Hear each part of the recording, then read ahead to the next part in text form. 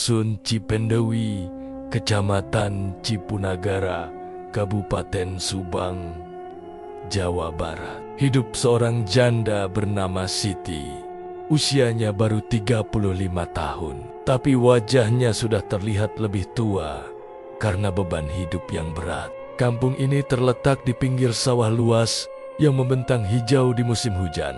Tapi sekarang sedang kemarau panjang tahun ke-2025. Tanah retak-retak, sungai di dekatnya keruh, dan airnya tinggal sedikit. Pohon jati tua berdiri di pinggir jalan. Daunnya kering berguguran seperti hujan debu. Di ujung kampung ada kuburan tua dari zaman Belanda. Nisan-nisannya miring dan ditumbuhi rumput liar. Bau tanah basah bercampur asap knalpot dari motor lewat membuat udara terasa pengap, terutama di malam hari ketika angin panas berhembus dari arah timur. Siti tinggal di gubuk bambu kecil yang sudah reot. Atapnya bocor di beberapa tempat, jadi saat hujan deras, air menetes ke dalam rumah. Lantainya tanah keras, ditutupi tikar usang. Dia punya satu anak laki-laki bernama Deden, umur 7 tahun. Deden adalah satu-satunya keluarga yang tersisa setelah suami Siti, Pak Slamet, meninggal 2 tahun lalu dalam kecelakaan motor di Jalan Raya Subang Purwadadi. Motornya tergelincir di lumpur saat hujan deras, dan tubuhnya hancur tertabrak truk pengangkut padi. Sejak itu, Siti sendirian mengurus semuanya. Dia jualan gorengan di pinggir jalan, dekat pasar kecil Cipunagara. Setiap pagi, dia bangun jam 4 subuh untuk menggoreng pisang, tahu, dan tempe. Gerobaknya dorong sendiri ke lokasi, meski kakinya sering pegal karena berjalan jauh. Hidup Siti penuh hutang. Rentenir kampung, Pak Haji Somad, sering datang menagih. Hutangnya sudah mencapai 25 juta rupiah dari pinjaman untuk biaya rumah sakit suami dulu, dan sekarang untuk obat Deden. Anaknya sering batuk darah belakangan ini. Dokter di Puskesmas Subang bilang mungkin TBC, tapi biaya pengobatan mahal. Siti hanya bisa beri obat batuk murah dari apotek kecil. Deden semakin kurus, kulitnya pucat, dan matanya cekung. Setiap malam, Siti duduk di samping tempat tidur anaknya, memegang tangan kecil yang dingin. Dia takut kehilangan Deden seperti kehilangan suaminya. Uang dari jualan gorengan tak cukup. Hari biasa, dia dapat untung bersih 50.000 rupiah, tapi sering kurang karena pembeli sepi. Sawah kecil yang dulu punya suami sudah dijual untuk bayar hutang sebagian. Pagi itu, Siti bangun seperti biasa. Langit Subang masih gelap, bintang-bintang berkedip di atas atap gubuk. Dia nyalakan lampu petromak yang cahayanya kuning temaram. Deden masih tidur. Napasnya tersengal. Siti siapkan adonan gorengan. Tangannya bergerak cepat meski pikirannya melayang. Dia ingat masa lalu. Saat suami masih hidup, mereka punya sawah kecil, ayam di kandang, dan hidup sederhana, tapi cukup. Sekarang, semuanya hilang. Tetangga kampung mulai menjauh. Mereka bilang Siti sial, bawa malapetaka. Beberapa orang bahkan bergosip bahwa kematian suami karena ulah Siti yang ceroboh. Siti tak peduli gosip itu, tapi hatinya sakit. Dia hanya ingin anaknya sembuh dan hidup normal lagi. Setelah goreng selesai, Siti dorong gerobak ke pinggir jalan. Jalan Raya Subang ramai pagi hari dengan motor dan truk lewat. Bau asap knalpot bercampur aroma gorengan panas. Pembeli datang pelen-pelen. Buruh pabrik, petani, dan anak sekolah. Siti tersenyum paksa saat melayani, tapi matanya kosong. Siang menjelang, Penjualan sepi, hujan gerimis turun tiba-tiba, membuat gorengan basah dan tak laku. Siti pulang lebih awal. Gerobaknya basah kuyup. Di rumah, Deden bangun dan batuk lagi. Kali ini, ada darah di sapu tangan yang dia pakai. Siti panik. Dia peluk anaknya. Air matanya jatuh. "Sabar ya nak. Ibu cari uang lagi," katanya pelan, meski tak tahu caranya. Malam tiba cepat di Subang, matahari tenggelam di balik sawah, meninggalkan langit merah gelap. Angin panas berhembus, membawa suara jangkrik dari rumpun bambu. Siti tak bisa tidur. Deden demam tinggi, tubuhnya panas, obat habis, dan uang tak ada. Dia putus asa. Akhirnya, dia ambil keputusan nekat. Pergi ke makam suami di kuburan tua Belanda. Makam itu jarang dikunjungi orang, terutama malam hari. Orang kampung bilang tempat itu angker. Ada hantu tentara Belanda yang gentayangan. Tapi Siti tak peduli. Dia butuh bicara dengan suaminya. Meski hanya di Batu Nisan, Siti keluar rumah sekitar jam 10 malam. Kampung sudah sepi, hanya lampu Rumi Rama-Rama kecil yang menyala redup. Dia berjalan kaki melewati sawah gelap, senter kecil di tangan menerangi jalan tanah. Bau tanah kering bercampur aroma kemenyan dari rumah tetangga yang lagi sedekah bumi. Sungai kecil di pinggir kampung mengalir pelan, airnya hitam seperti tinta. Siti sampai di kuburan setelah berjalan setengah jam. Gerbang besi tua berkarat terbuka sedikit. Angin mendorongnya berderit. Di dalam, nisan-nisan batu berdiri miring, ditumbuhi lumut. Makam suami di pojok. Batu nisannya sederhana dengan tulisan nama dan tanggal meninggal. Siti duduk di depan nisan, tangannya menyentuh batu dingin. Air matanya jatuh lagi. Dia cerita panjang lebar tentang masalahnya. Hutang, penyakit Deden, kesepian, angin semakin kencang. Daun jati bergoyang seperti ada yang mengawasi. Tiba-tiba, hujan deras turun tanpa awan mendung. Siti basah kuyup tapi tak bergerak. Dia menangis lebih keras. Suaranya bercampur gemuruh hujan. Di tengah isakannya, dia merasa ada yang aneh. Udara semakin dingin, meski kemarau. Bau belerang samar tercium, seperti dari api unggun jauh. Lalu, bayangan muncul. Pertama, hanya siluet tinggi di balik nisan Belanda yang besar. Tingginya lebih dari 2 meter. Berjubah hitam panjang yang menjuntai sampai tanah. Wajahnya tak terlihat jelas. Hanya mata merah menyala seperti bara api. Bayangan itu tak bergerak dulu, hanya berdiri diam. Siti merinding. Bulu kuduknya berdiri. Dia ingin lari, tapi kakinya lemas. Bayangan itu mendekat pelan. Langkahnya tak mengeluarkan suara di atas tanah basah. Saat mendekat, Siti bisa lihat lebih jelas. Kulitnya hitam legam. Tangannya panjang dengan kuku tajam. Ini bukan manusia, tapi makhluk dari cerita orang tua genderuwo. Penunggu kuburan tua. Makhluk itu berhenti di depan Siti.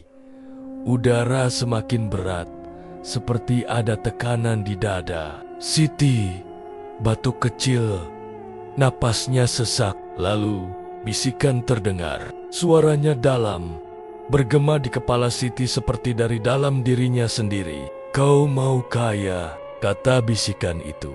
Siti terkejut, tapi tak bisa jawab. Bisikan berlanjut. "Hidupmu susah, anakmu akan mati, hutangmu tak terbayar. Cari 2 perjaka, nikahi di Jumat Kliwon.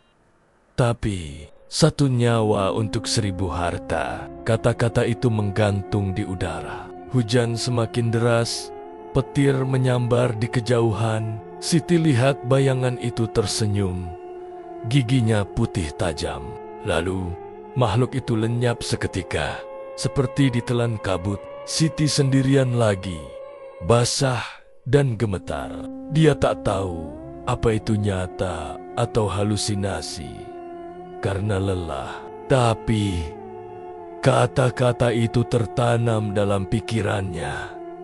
Pesugihan, ritual, ilmu hitam yang sering dibicarakan orang kampung secara diam-diam.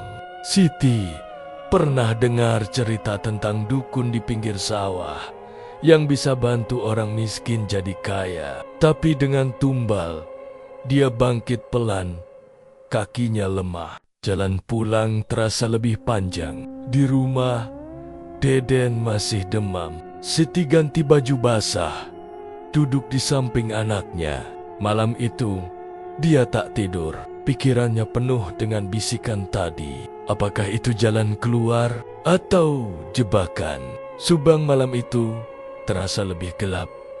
Suara angin seperti tawa pelan dari kuburan jauh. Siti tahu keputusan ini bisa ubah segalanya atau hancurkan semuanya. Pagi berikutnya, Siti kembali jualan gorengan. Tapi matanya sering melirik ke arah sawah, mencari tanda-tanda. Dia ingat Mbah Gendis, dukun kampung yang tangan kanannya buntung. Orang bilang Mbah Gendis pernah digigit tuyul saat ritual gagal. Mungkin itulah orang yang bisa bantu. Siti mulai merencanakan. Meski hatinya ragu, kemiskinan ini seperti monster yang menggerogoti pelan. Dan bisikan malam tadi seperti pintu keluar yang gelap. Hari-hari berikutnya semakin berat. Deden tak kunjung sembuh. Batuknya lebih sering. Rentenir datang lagi, ancam Sita gubuk. Siti putus asa total. Akhirnya, di malam Jumat biasa bukan Kliwon, dia memutuskan cari tahu lebih lanjut. Dia ingat pinggir sawah dekat sungai, tempat Mbah Gendis tinggal di gubuk kecil. Tapi itu untuk bab selanjutnya. Untuk sekarang, kemiskinan ini adalah awal dari mimpi buruk yang lebih besar. Siti tak bisa lepas dari bisikan malam di kuburan. Kata-kata genderuwo itu berputar di kepalanya, seperti lagu yang tak berhenti. 2 perjaka, Jumat Kliwon, 1 nyawa untuk 1000 harta. Setelah 3 hari gelisah, dia memutuskan untuk mencari Mbah Gendis. Dukun itu tinggal di gubuk bambu kecil di pinggir sawah dekat Sungai Cipunagara, Dusun Cipendeui. Tempatnya terpencil, hanya bisa dicapai lewat jalan setapak yang dipenuhi rumput ilalang setinggi lutut. Pagi itu, Siti berangkat setelah menitipkan Deden ke tetangga. Anaknya masih demam, tapi batuknya agak reda. Siti bawa tas kain berisi uang receh hasil jualan gorengan total 75.000 rupiah. Cukup untuk bayar dukun. Jalan ke gubuk Mbah Gendis terasa panjang. Matahari kemarau 2025 terik. Tanah sawah retak seperti kulit kering. Bau pupuk kandang bercampur asap bakar jerami dari petani jauh. Siti berjalan cepat. Sandal jepitnya berdebu. Di tengah jalan, dia lewati rumpun bambu tua yang bergoyang. Meski angin tak ada, suara daun seperti bisikan pelan membuat bulu kuduknya berdiri. Dia ingat cerita orang kampung. Bambu itu tempat tuyul bersembunyi siang hari. Siti percepat langkah, tak berani lihat ke belakang. Gubuk Mbah Gendis muncul setelah belokan tajam. Bangunannya kecil, dinding anyaman bambu, atap daun nipah yang sudah hitam. Di depan pintu ada pohon pisang layu dengan janur kuning tergantung tanda ritual baru selesai. Bau kemenyan menyengat keluar dari celah pintu. Siti ketuk pintu pelan. Tangannya gemetar. Pintu terbuka sendiri, seperti didorong angin. Di dalam, Mbah Gendis duduk bersila di atas tikar pandan. Usianya sekitar 70 tahun, rambutnya putih semua, dikuncir ke belakang. Tangan kanannya buntung sampai siku. Bekas luka hitam seperti digigit binatang. Matanya tajam, kulitnya keriput seperti kulit pohon jati. Siti masuk, duduk di depan Mbah Gendis. Dia buka tas, keluarkan uang. Mbah Gendis tak bicara dulu, hanya lihat uang itu, lalu lihat wajah Siti. Akhirnya, dukun itu angguk pelan. Siti ceritakan semuanya.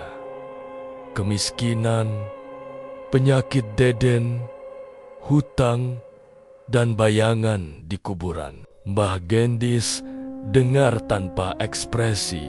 Setelah Siti selesai, dukun itu ambil daun sirih dari kotak kayu kecil.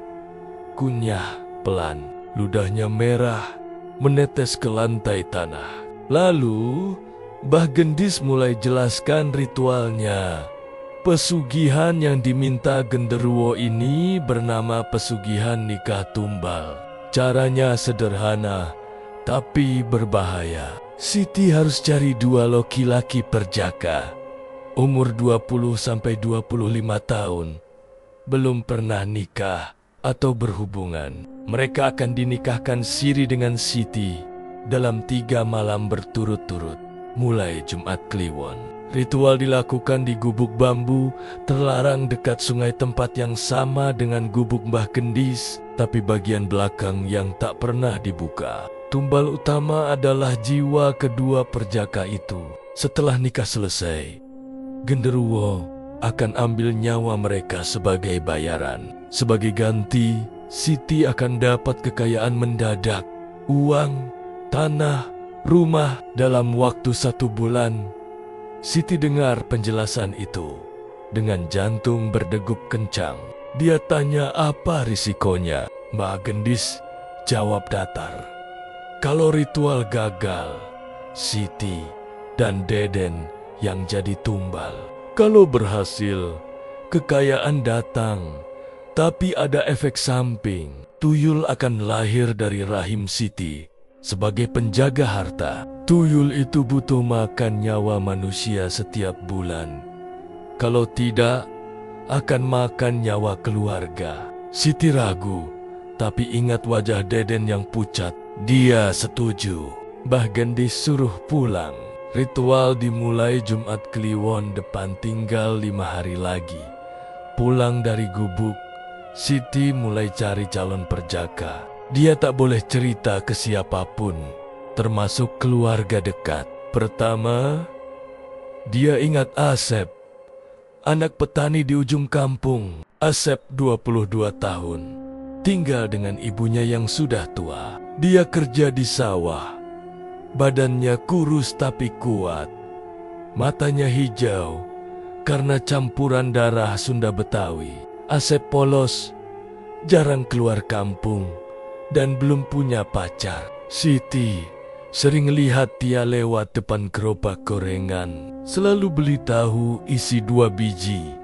Kedua, Dani, tukang ojek pangkalan dekat pasar Cipunagara. Dani 20 tahun, muka baby face, rambutnya selalu acak-acakan.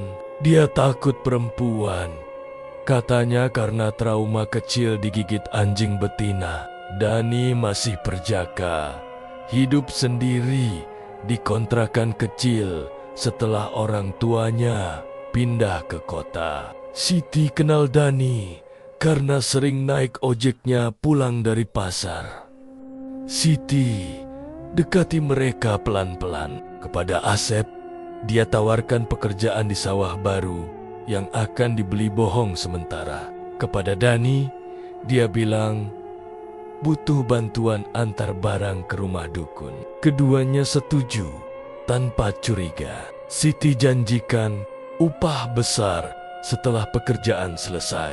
Hari-hari menjelang Jumat Kliwon terasa lambat. Siti siapkan mental. Deden semakin lemah, batuknya berdarah lagi. Rentenir datang ancam sita gubuk minggu depan. Tekanan itu membuat Siti semakin yakin Jumat Kliwon akhirnya tiba. Malam itu gelap gulita. Bulan tersembunyi di balik awan tebal. Angin panas berhembus dari arah kuburan Belanda. Siti suruh Asep dan Dani datang ke gubuk Mbah Gendis jam 9 malam. Dia bilang ada acara sedekah bumi kecil. Keduanya datang tepat waktu, pakai baju terbaik. Asep pakai kemeja lengan pendek, Dani pakai kaos polo bekas. Mereka bawa senter kecil, tak tahu apa yang menanti. Gubuk Mbah Gendis sudah disiapkan.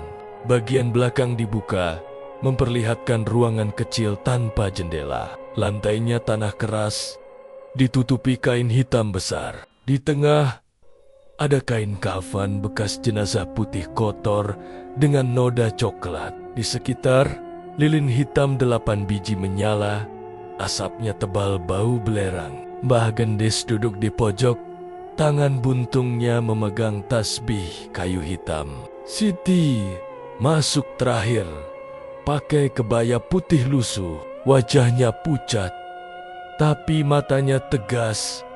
Ritual malam pertama dimulai.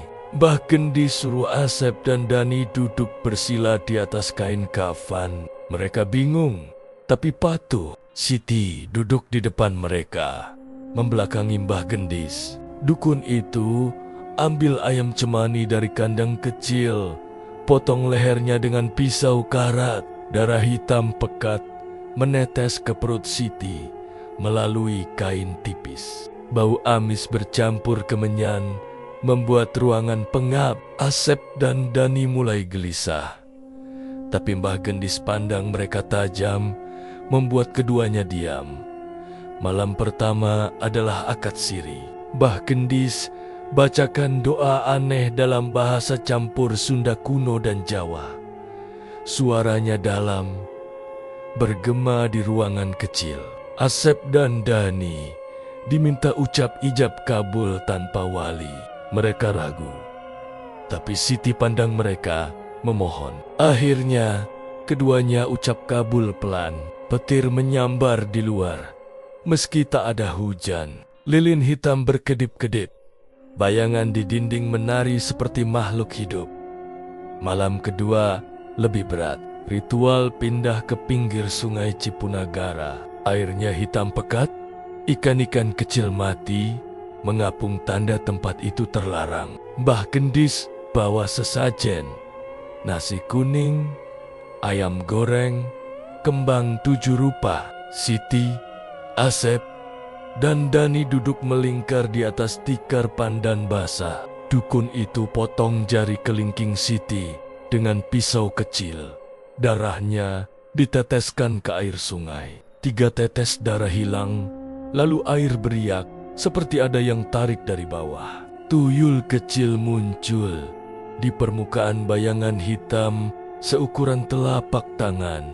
Mata merah menyala. Asep dan Dani lihat itu. Wajah mereka pucat. Mereka ingin lari, tapi kaki mereka seperti ditahan tanah. Malam ketiga adalah puncak. Kembali ke gubuk. Tapi kali ini genderuwo datang sebagai wali. Jam 3 dini hari, suhu ruangan turun drastis. Napas semua orang keluar asap putih. Bayangan tinggi berjubah hitam muncul di pintu. Sama seperti di kuburan. Matanya merah menyala. Bau belerang menyengat. Mbah Gendis hormat. Kepalanya menunduk. Genderuwo duduk di belakang Siti. Tangannya yang panjang memegang bahu perempuan itu. Akad terakhir diucap. Suara genderuwo menggelegar seperti guntur. Kabul diterima. Ritual selesai. Asep dan Dani pulang dengan wajah kosong, seperti orang kesurupan. Siti kembali ke gubuknya. Tubuhnya lemas, tapi ada energi aneh di perutnya hangat dan bergerak pelan. Mbah Gendis bilang, 1 bulan lagi kekayaan datang, tapi mulai sekarang nyawa Asep dan Dani sudah jadi milik genderuwo. Siti tidur malam itu dengan mimpi buruk. Wajah Asep dan Dani berlumur darah, tersenyum di tengah sawah gelap.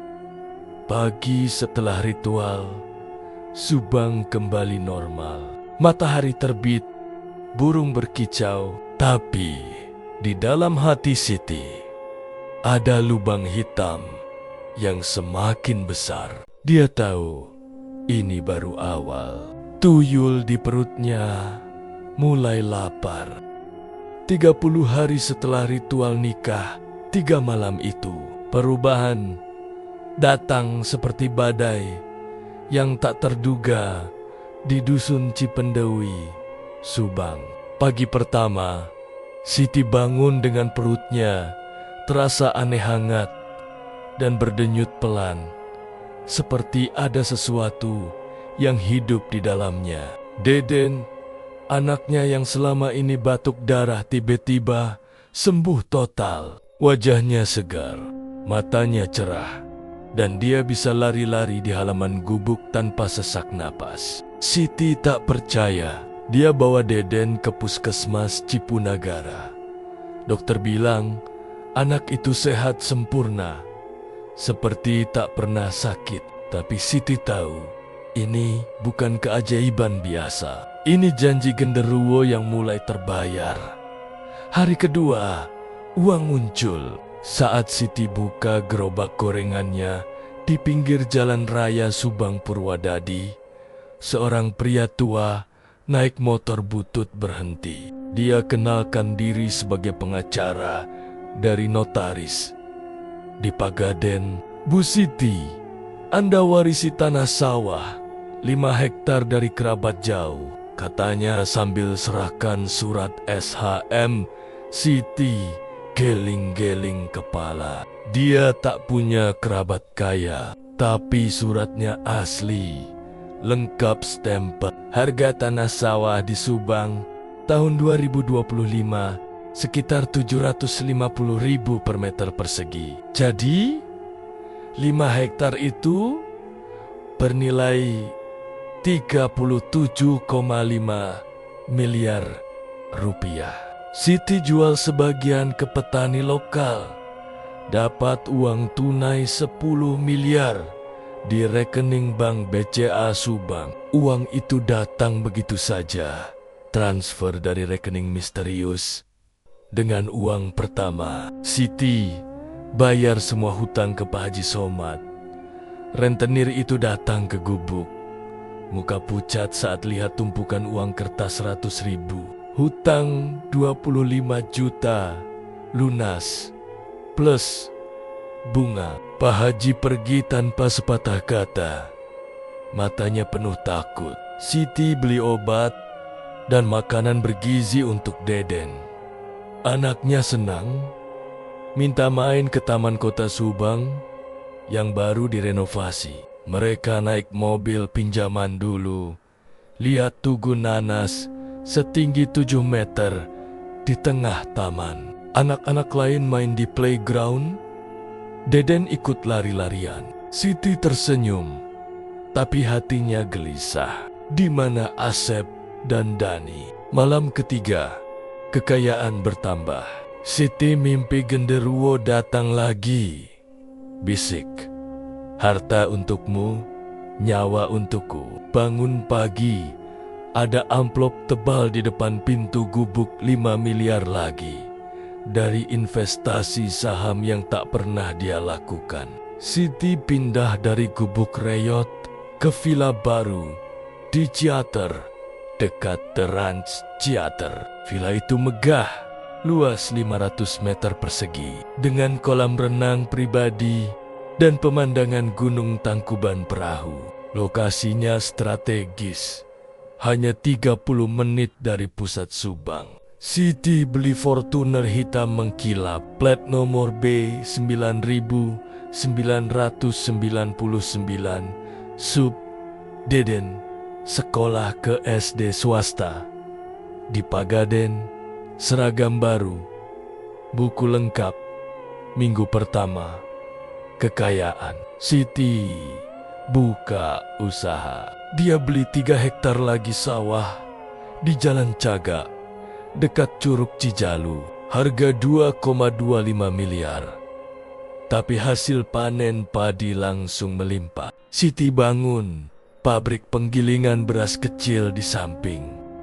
Pekerjakan 20 orang kampung. Gaji mereka lumayan, 5 juta per bulan. Tetangga mulai ramai datang, minta kerja. Bu Siti, kok mendadak kaya? Tanya mereka. Siti jawab singkat, rezeki dari Allah. Tapi gosip mulai nyebar. Di warung kopi Cipunagara, orang bilang Siti pesugih. Ada yang lihat bayangan hitam di sekitar Vilenia malam hari. Hari ke-15, mobil Fortuner Siti parkir di depan Flora Wisata de Castello, wisata baru hits di Desa Ciater. Siti ajak Deden foto di kastil megah berwarna-warni, taman bunga indah. Pengunjung lain iri lihat baju branded Siti, tas Gucci asli. Deden main di waterpark Kumpai, basah kuyup tapi bahagia. Siti beli es kelapa muda, duduk di gazebo. Tapi saat itu, ponselnya bunyi. Nomor tak dikenal. Bu Siti, Asep hilang.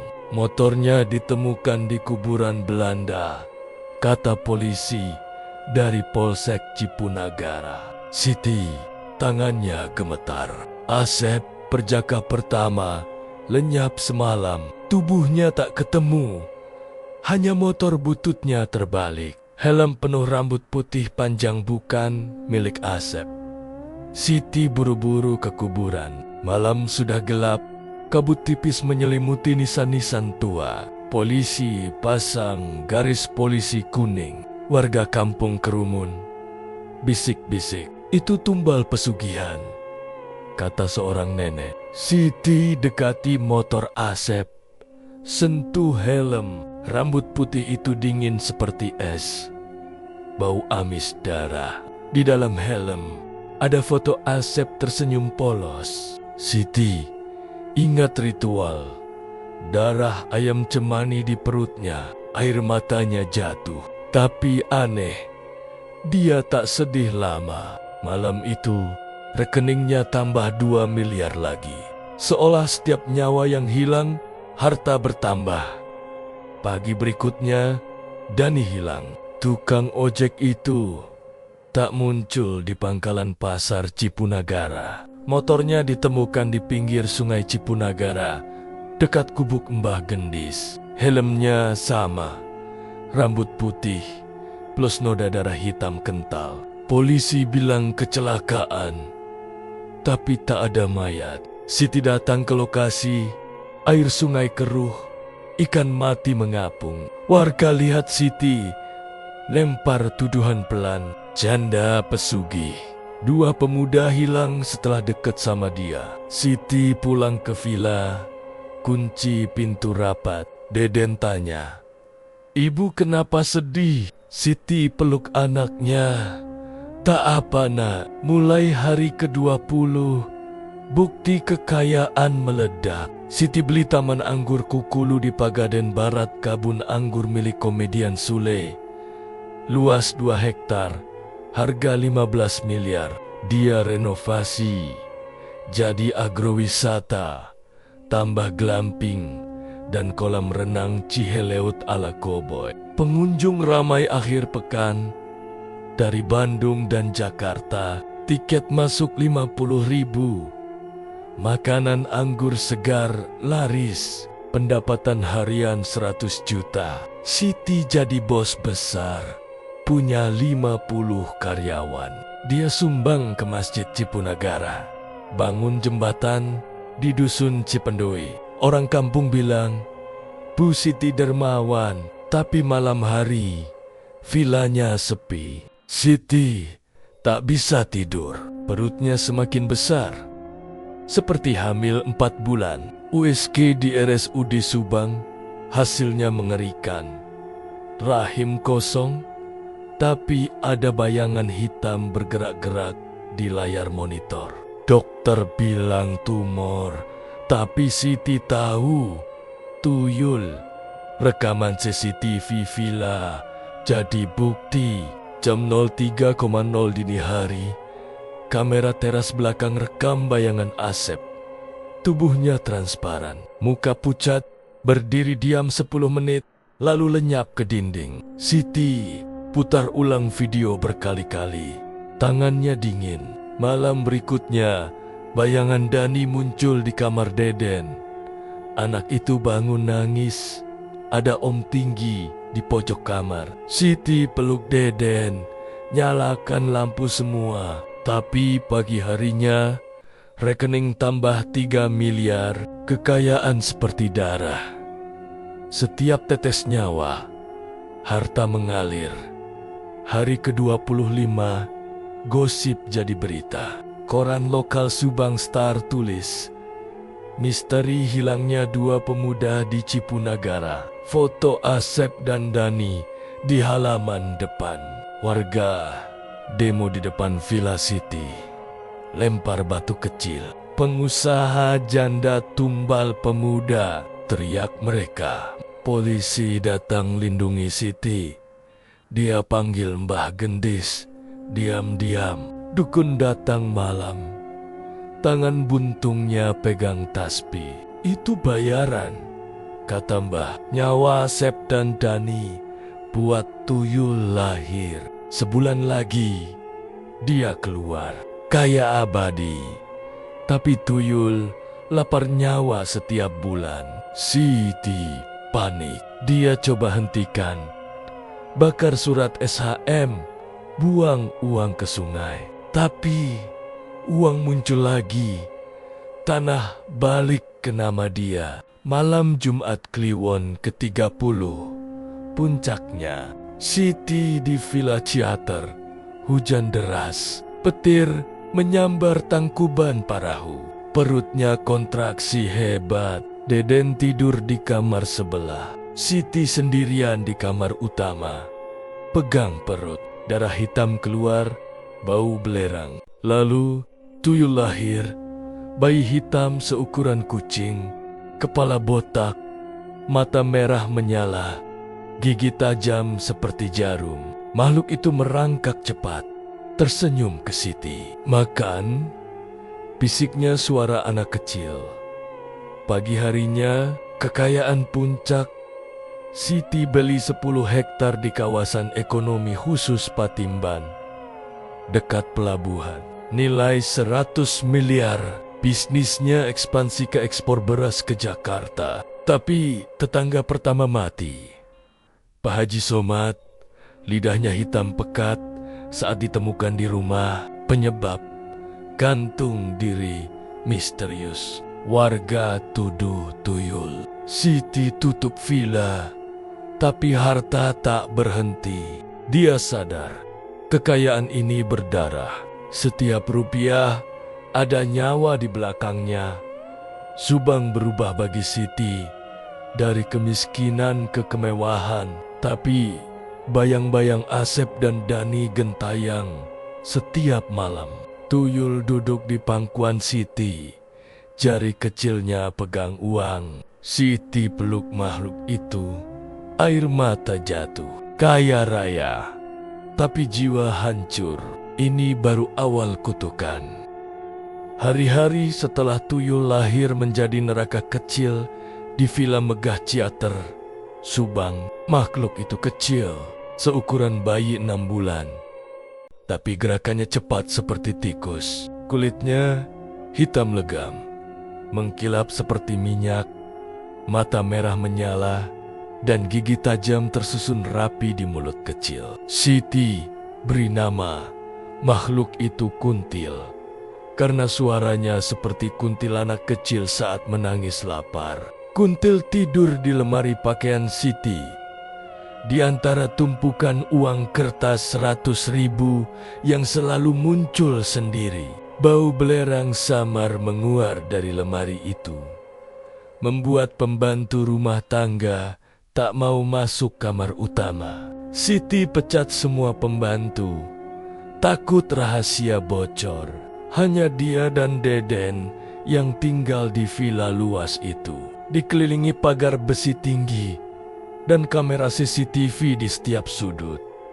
Kuntil butuh makan setiap 3 hari sekali. Makanannya bukan susu atau nasi, tapi nyawa manusia. Mbah Gendis pernah bilang, kalau kuntil tak dapat jatah, dia akan ambil nyawa keluarga terdekat. Siti coba beri darah ayam cemani dulu, tapi kuntil tolak dia, muntah darah hitam dan merangkak ke plafon, gigit kabel listrik sampai lampu mati total. Listrik villa padam semalaman. Suara tangisan kuntil bergema di seluruh rumah. Pagi harinya, tetangga dekat villa Bu RT yang suka gosip ditemukan mati di kebun belakang. Lidahnya hitam pekat, mata terbuka lebar, tangannya mencakar tanah seperti lari dari sesuatu. Polisi bilang serangan jantung, tapi Siti tahu itu kuntil. Kematian kedua datang cepat. Pak Ustadz dari Masjid Cipunagara yang pernah datang ke villa untuk doa selamatan mati di jalan pulang. Motornya tergelincir di lumpur sawah jalan Jaga. Tubuhnya hancur tertabrak truk. Di helmnya, rambut putih panjang sama seperti di helm Asep dan Dani. Warga mulai curiga. Mereka kumpul di balai desa, bahas misteri kematian beruntun. Nama Siti disebut-sebut. Janda kaya mendadak itu pesugih tuyul, kata seorang pemuda. Demo kecil terjadi di depan gerbang villa. Mereka bawa spanduk, keluarlah dari Subang. Janda tumbal. Polisi datang bubarkan. Tapi kerusakan sudah terjadi. Bisnis Siti sepi. Pembeli beras tak datang. Agrowisata di Taman Anggur Kukulu kosong. Siti coba lindungi Deden. Anaknya mulai bicara aneh. Malam hari, Deden duduk di kasur, tatap plafon. Ibu, ada bayi hitam di atas. Dia bilang lapar, katanya datar. Siti lihat ke atas kuntil, tergantung seperti laba-laba. Kaki kecilnya menempel di gipsi. Makhluk itu tersenyum, lidahnya menjulur panjang. Siti ambil sapu, usir kuntil ke lemari. Tapi malam itu, Deden demam tinggi. Tubuhnya panas, kulitnya pucat seperti mayat. Siti bawa ke RSUD Subang. Dokter bilang infeksi misterius. Darah Deden hitam pekat saat diambil sampel. Siti tahu kuntil mulai incar anaknya. Hari ke-40 setelah ritual, Siti kembali ke Mbah Gendis. Dia naik Fortuner hitam malam-malam, lewati jalan gelap Ciater menuju pinggir sungai Cipunagara. Gubuk dukun masih sama, tapi sekarang ada tulisan darah di dinding bambu. Hutang nyawa. Mbah Gendis duduk di tikar. Wajahnya lebih tua. Tangan buntungnya bengkak hitam. Tuyul sudah kuat, kata Mbah. Dia butuh 3 nyawa sebulan sekarang. Kalau tidak, Deden mati dulu. Siti minta cara hentikan kutukan. Mbah Gendis geleng kepala. Satu-satunya jalan, kembalikan semua harta ke genderuwo. Bakar villa, buang uang, pindah jauh. Tapi tuyul akan ikut dan genderuwo marah. Siti pulang dengan hati hancur. Dia tak mau kehilangan Deden. Kembali ke villa, Siti coba bakar uang. Dia kumpul 500 juta di halaman belakang, siram bensin, nyalakan korek. Api menyala tinggi, bau plastik terbakar. Tapi aneh, uang tak habis. Setiap lembar yang terbakar muncul lagi di lemari, masih baru. Api padam sendiri setelah 10 menit, meninggalkan abu hitam berbentuk wajah Asep dan Dani. Siti nangis. Kuntil keluar dari lemari, merangkak ke abu, makan abu itu seperti nasi. Perutnya menggelembung, mata merahnya semakin terang. Malam Jumat Kliwon berikutnya, kutukan merayap lebih jauh. Siti bangun jam 3 dini hari karena suara ketukan di jendela kamar. Dia buka tirai wajah Asep menempel di kaca. Mata kosong, mulut terbuka lebar, kulitnya transparan. Tulang pipi menonjol. Di belakang Asep, Dani berdiri. Tangannya memegang helm penuh rambut putih. Mereka tak gerak, hanya tatap Siti. Kaca berembun. Tulisan muncul pelan. Kembali. Siti jerit. Lari ke kamar Deden. Anaknya tidur nyenyak, tapi di dadanya ada bekas cakar kecil 3. Garis merah berdarah. Kuntil duduk di bantal, jilat darah Deden dengan lidah panjang. Pagi harinya, kematian ketiga. Kepala desa Cipunagara mati di kantor. Tubuhnya duduk di kursi, lidah hitam menjulur, mata terbelalak. Di meja, ada foto Siti dari koran lokal. Wajahnya dicoret tinta merah. Warga panik. Mereka kumpul di masjid, bacakan doa tolak bala. Beberapa orang bawa dukun lain dari Purwadadi, coba usir tuyul. Tapi dukun itu pulang dengan tangan buntung juga digigit kuntil di tengah jalan. Gosip jadi fakta di mata warga. Siti bawa kutukan ke Subang. Siti coba kabur. Dia kemas barang, bawa Deden ke mobil Fortuner. Tujuan Jakarta, cari rumah baru. Tapi saat keluar gerbang villa, ban mobil kempes semua. Di kaca depan, tulisan darah. Tetap di sini. Siti lihat ke belakang kuntil, duduk di kursi belakang, pegang boneka Deden. Makhluk itu tersenyum. Gigi emas berkilau emas dari harta Siti. Mobil tak bisa jalan, meski ban diganti. Mekanik bilang, mesin penuh rambut putih. Hari ke-50, Deden mulai bicara dengan kuntil. Anak itu duduk di lantai, main balok kayu. Kuntil bilang ibu jahat. Katanya tiba dia mau ibu kasih makan tiap hari. Siti peluk Deden, tapi anaknya tolak. Ibu bau darah, kata Deden. Malam itu, Siti lihat cermin kamar mandi. Wajahnya keriput seperti Mbah Gendis.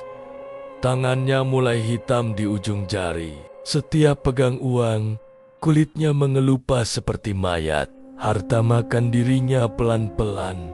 Kuntil semakin besar. Dari seukuran bayi, sekarang seukuran anak 3 tahun dalam seminggu. Tubuhnya tetap hitam, tapi ototnya kuat. Dia merangkak di dinding, lompat dari plafon ke lantai tanpa suara. Makanannya naik jadi 5 nyawa sebulan. Kematian beruntun terjadi. Tukang kebun villa, satpam, bahkan anjing kampung mati dengan lidah hitam. Warga evakuasi dari Ciater. Jalan menuju villa sepi. Hanya kabut tebal dan suara tangisan kuntil. Siti coba bunuh kuntil. Dia beli parang besar. Tunggu makhluk itu tidur di lemari. Saat kuntil merangkak keluar, Siti tebas parang ke leher, tapi parang mental. Tangan Siti terluka dalam, darahnya hitam, bau busuk. Kuntil tertawa, suaranya seperti ratusan anak kecil. Makhluk itu gigit jari Siti, tarik sampai putus satu. Luka tak berdarah, hanya hitam dan kering. Siti sadar, dia sudah jadi bagian dari kutukan. Malam terakhir bab ini, Siti duduk di ruang tamu villa. Lampu mati semua, hanya lilin hitam dari ritual dulu yang menyala sendiri. Kuntil duduk di pangkuannya, kepala botaknya bersandar di dada Siti. Deden tidur di sofa, wajahnya pucat. Di luar, angin kencang, pohon jati ciater bergoyang seperti menari. Bayangan Asep dan Dani muncul di jendela. Kali ini masuk ke dalam rumah. Mereka berdiri di sudut, tubuh transparan, mata kosong. Kuntil angkat kepala, lihat mereka, lalu lihat Siti. Makhluk itu buka mulut lebar, gigi emas berkilau. Siti tahu, pilihan terakhir datang. Kembalikan harta atau jadi ibu Kuntil selamanya. Subang, malam itu gelap total. Listrik mati di seluruh ciater. Hanya villa Siti yang bercahaya, samar dari lilin hitam. Kutukan merayap ke setiap sudut rumah, ke setiap rupiah, ke setiap napas. Siti peluk Kuntil erat.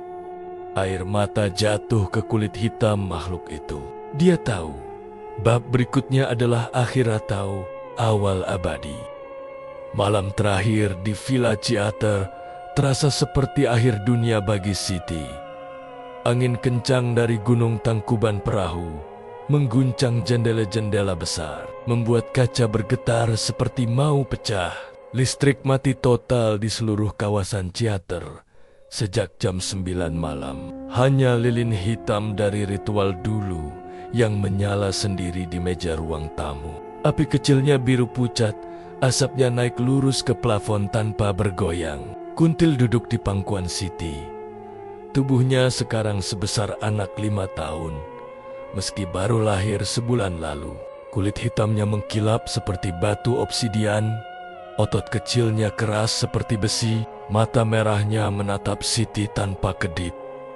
Gigi emasnya dari lelehan perhiasan Siti berkilau setiap kali lilin berkedip. Deden tertidur di sofa panjang, napasnya pelan, tapi wajahnya pucat seperti mayat hidup. Bekas cakar kuntil di dada anak itu sudah membusuk. Bau amis darah hitam tercium samar. Siti tahu malam ini adalah batas akhir. Mbah Gendis pernah bilang, setelah 60 hari, kutukan mengikat selamanya. Pilihan hanya 2. Pertama, kembalikan semua harta ke genderuwo bakar villa. Buang uang, pindah jauh, dan kuntil mati. Tapi genderuwo akan marah, ambil nyawa Siti dan Deden sebagai ganti. Kedua, terima kuntil sebagai anak selamanya kaya abadi, tapi jadi ibu tuyul yang haus nyawa. Setiap bulan, kuntil butuh 10 nyawa manusia. Kalau tidak, dia makan keluarga. Siti pegang wajah kuntil, jari-jarinya gemetar. Makhluk itu tersenyum, lidahnya menjulur menjilat air mata Siti. Rasa asin membuat kuntil kegirangan. Tubuhnya bergetar seperti mesin. Pukul 11 malam, bayangan Asep dan Dani muncul lagi. Kali ini bukan di jendela, tapi di dalam rumah. Mereka berdiri di pintu ruang tamu. Tubuh transparan, tapi lebih padat dari sebelumnya. Kulit Asep pucat kebiruan.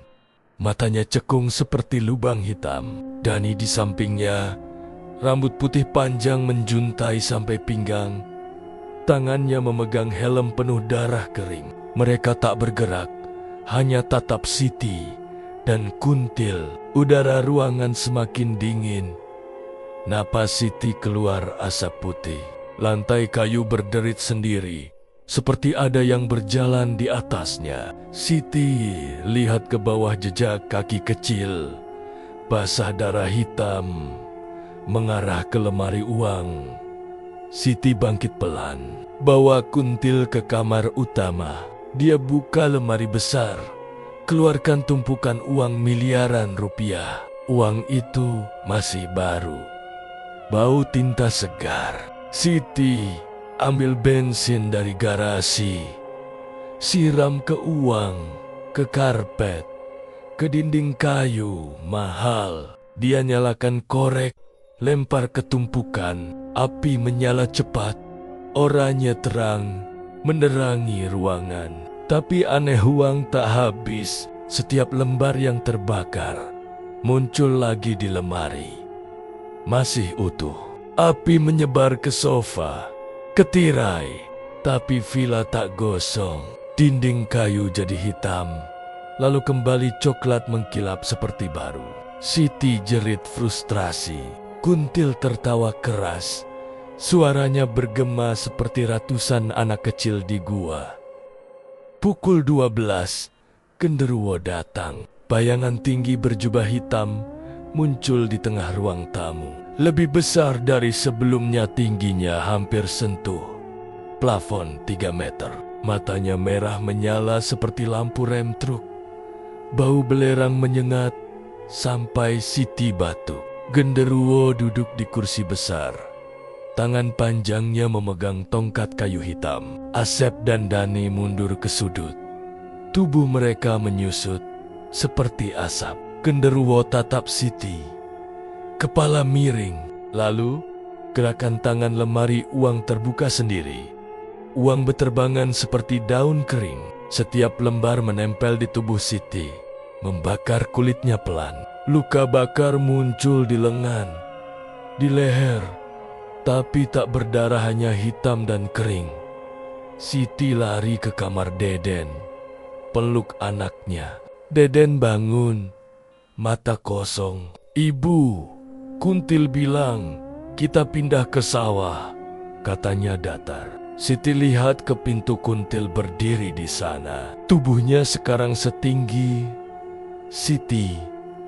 Makhluk itu pegang tangan genderuwo, seperti anak dengan ayah. Genderuwo angkat tangan, lagi villa bergetar hebat.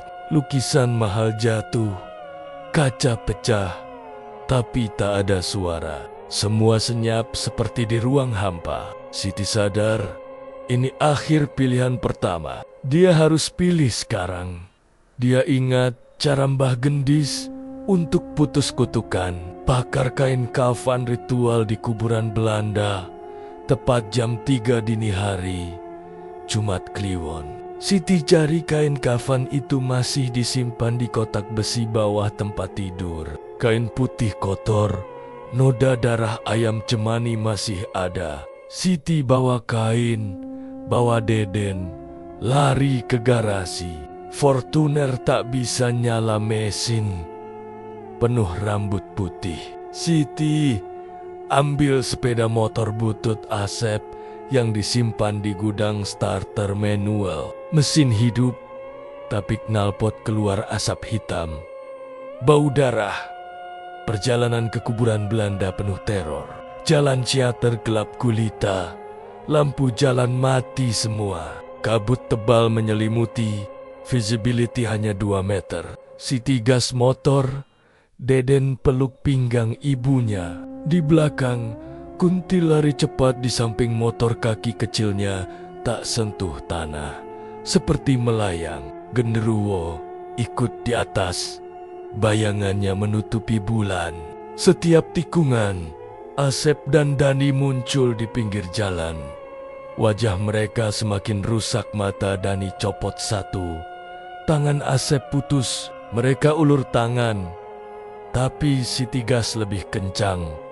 Sampai di kuburan, jam 2:50. Gerbang besi terbuka lebar, seperti menyambut Siti turun, bawa Deden dan kain kafan. Kuburan sepi, tapi suara jangkrik hilang total. Hanya angin panas berhembus dari dalam. Siti cari makam suaminya nisan kecil di pojok. Dia gali tanah dengan tangan. Kuku berdarah. Kain kafan dimasukkan ke lubang, disiram bensin dari botol kecil. Korek dinyalakan, api biru menyala, tapi tak panas. Api naik tinggi, membentuk wajah genderuwo di udara. Genderuwo marah. Bayangannya turun, tangannya raksasa coba pegang Siti. Kuntil lompat ke depan, gigit tangan genderuwo, darah hitam muncrat. Makhluk kecil itu melindungi ibunya. Asep dan Dani maju. Tubuh mereka padat lagi. Mereka tarik genderuwo ke dalam api. Suara menggelegar seperti guntur. Tanah kuburan bergoyang. Siti peluk Deden. Jatuh ke tanah. Api membesar. Menelan kain kafan. Menelan bayangan semua. Pukul 3 tepat, semuanya lenyap. Api padam. Hanya abu hitam tersisa. Genderuwo hilang. Kuntil hilang. Asep dan Dani hilang. Villa di Ciater saat Siti lihat dari kejauhan terbakar habis. Tapi tak ada api asli. Hanya asap hitam naik ke langit, membentuk tulisan. Bebas. Uang di rekening Siti nol semua. Tanah sawah hilang dari SHM. Bisnis beras tutup. Siti dan Deden kembali ke gubuk reot di dusun Cipendui. Deden sembuh total. Batuknya tak kembali. Tapi twist datang pagi harinya. Siti buka lemari gubuk, ada 1 koin emas kecil bertulisan Kuntil. Di malam Jumat Kliwon berikutnya, Siti dengar tangisan bayi dari lemari. Dia buka kuntil kecil lagi, seukuran telapak tangan. Tersenyum polos. Makhluk itu tak haus nyawa lagi, hanya minta susu biasa. Siti peluk kuntil. Air mata jatuh. Dia pilih opsi ketiga yang tak pernah disebut Mbah Gendis. Tebus kutukan dengan nyawa genderuwo sendiri. Pakai api kafan dan tumbal asap deni. Subang kembali normal. Sawah hijau lagi. Sungai jernih. Kuburan Belanda sepi. Siti jualan gorengan lagi. Deden sekolah negeri. Kuntil tumbuh pelan seperti anak biasa. Tapi kulitnya tetap hitam. Warga tak tahu rahasia. Villa Ciater jadi reruntuhan. Ditumbuhi rumput. Orang bilang tempat itu angker. Tapi tak ada kematian lagi. Siti hidup sederhana, tapi bahagia. Setiap malam, dia cerita ke Deden dan Kuntil tentang pesugihan yang hampir hancurkan segalanya. Akhir cerita, Siti duduk di teras gubuk. Lihat sawah Subang malam hari. Bintang berkedip, angin sepoi. Kuntil tidur di pangkuan. Deden main layang-layang di kejauhan. Kuburan Belanda gelap, tapi Siti tahu kadang kutukan tak hilang total. Hanya berubah bentuk. Dan kekayaan sejati bukan uang, tapi nyawa yang selamat.